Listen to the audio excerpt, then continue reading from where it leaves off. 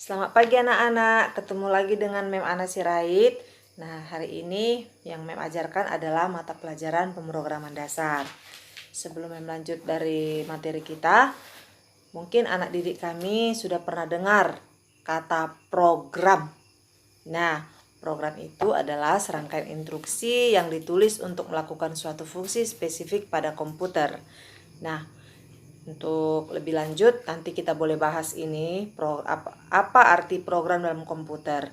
Nah, setelah itu kita lanjut ke materi kita ya. Nah, ini dia pemrograman dasar.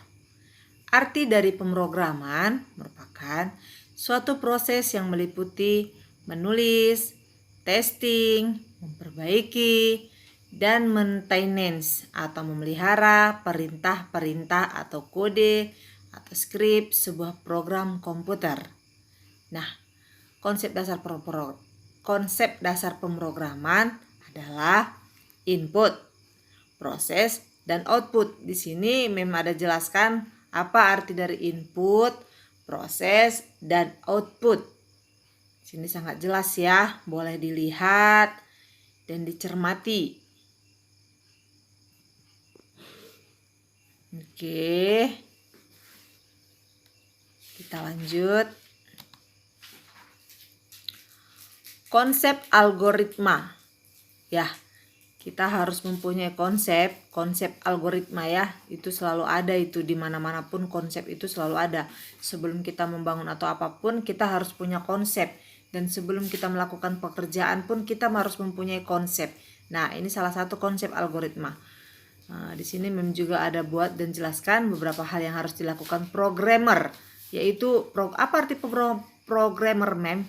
Programmer itu adalah pembuat program, pelaku untuk merancang program agar lebih terarah, yaitu pembuatan algoritma dan flowchart atau diagram alir.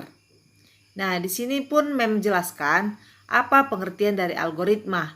Nah, algoritma itu di sana tertulis penjabaran langkah-langkah yang akan dikerjakan oleh program komputer yang akan dirancang dengan menggunakan bentuk kalimat-kalimat sederhana.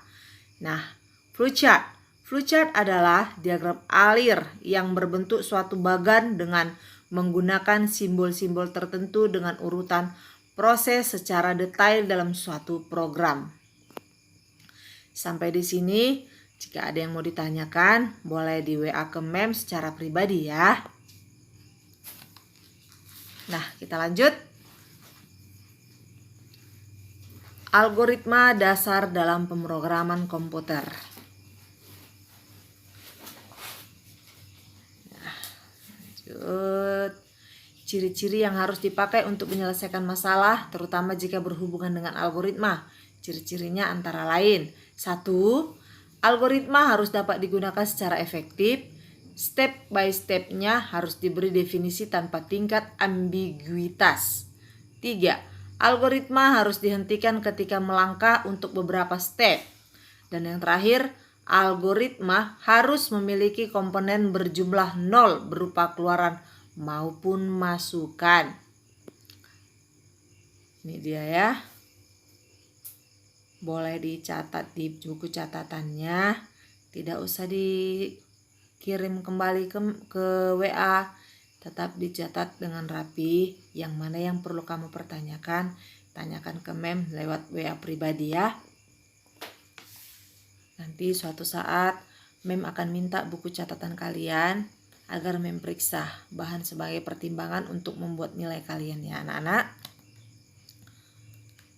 Nah, sebelum